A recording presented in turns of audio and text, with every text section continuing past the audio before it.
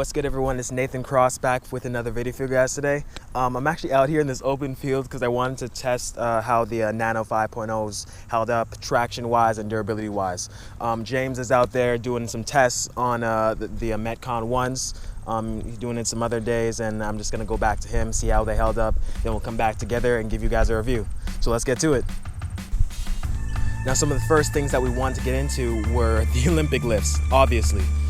With some of the deadlifts, push presses, hang cleans, overhead squats, things like that. James did mention that in spite of the fact that he was restricted in some of those movements, he did give us a few of those a try, and he did feel like he was pretty supported using the Metcon1s, doing those exercises. It's important to keep in mind that he did say that he was losing out on some of the ground feel in some of those exercises because of the thickness, the natural thickness of the insole, whereas me wearing the Nanos, I had no problem with ground feel. As you look at the shoe, they're very flat at the bottom.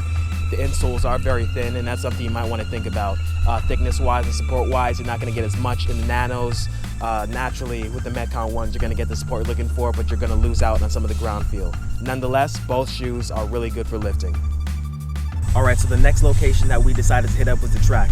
Here we're just doing a simple track line warm-up where James is actually able to join me here later in the day. Here we're just establishing some balance, some speed, agility, and quickness work just to get ourselves warmed up. Mobility in the quads, the hamstrings, especially in the ankles, and balance on one foot, the weight transfer from one to the other. That's a really important thing that we really wanted to check out before we did some lateral work and some speed work as well, especially with the run and the zigzag sprint. Now, the one thing that I do want to call attention to that we did test out as well are the double unders, one of the most iconic exercises in CrossFit. We both were looking for a little bit of bounce back and responsiveness from going from one skip to the next. We were sort of missing out on that. I mean, if Nike were to implement maybe a little bit of forefoot zoom just to give us a little bit more energy return in the bounce, that probably would have been a little bit better, but nonetheless, it was just a regular ride.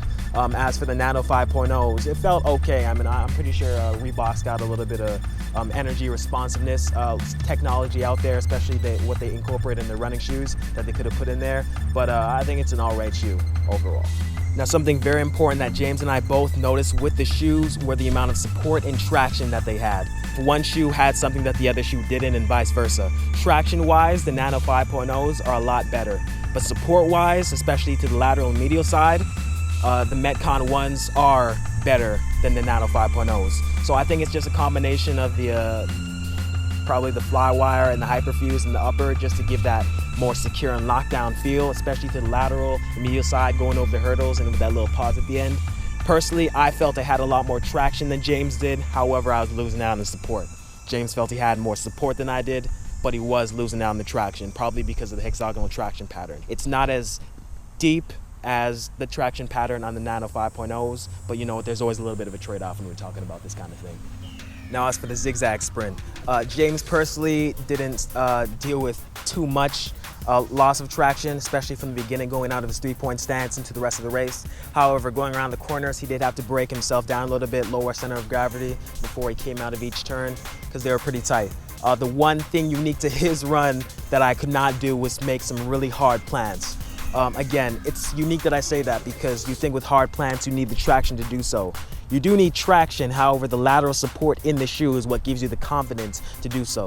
Me personally, I couldn't really make harder plants. I had to take quicker steps, whereas James was allowed to take some really hard steps and then initiate into the rest of his breakaway speed to go into the next cone, into the next one, and then to get a good time throughout the finish. During my segment of the zigzag sprint, what I did feel as though I had a really good explosive start, a lot of traction in the beginning, even incorporated the toe drag there. The problems that I did find were the fact that it just goes back to the lateral and medial support.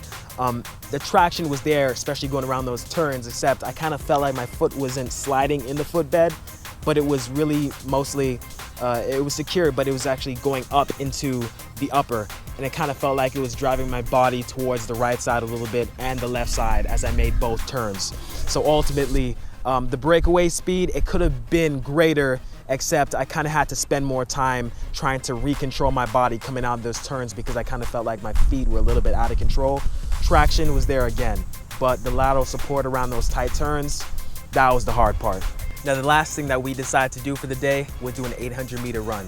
Now keep in mind, this is sort of after everything, hitting the weight room in the morning, doing the ladder, speed, agility work, track line warm up, and all that stuff.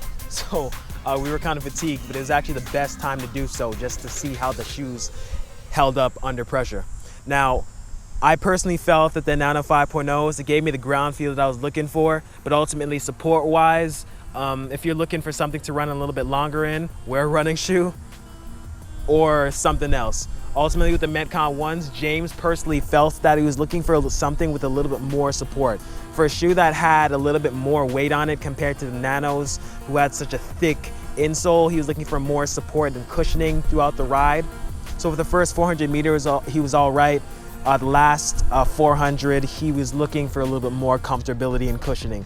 It was average, nonetheless, but he was looking for a little bit more. Me personally, I've trained myself, and so has James, to be predominantly midfoot to toe striker.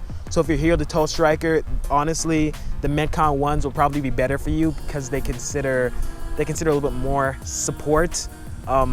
Not as much support as a regular running shoe, but more support than the Nanos. So ultimately, in the Nano 5.0s, the ride was pretty all right. It was average at the most, but at the end of the day, both the Metcons and the Nanos, neither of which are running shoes, did hold up pretty well. The bottom line is that the Nano 5.0s, really good lifting shoes because of how close you are to the ground. The Metcon1s, if you're planning on doing a lot of the stuff that I do, speed, agility, and quickness work, where you're gonna require that lateral and medial support, that's something you might want to consider doing.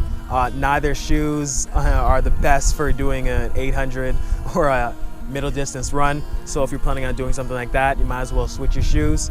Though compared to the 4.0s, the 5.0s are significantly better for running because of the flexibility of the upper, though it is good flexibility wise. What I'm talking about is the Metcons because of the traction pattern and the flex grooves at the bottom. Really good shoes. So it just comes down to personal preference. Get one over the other, it's all up to you.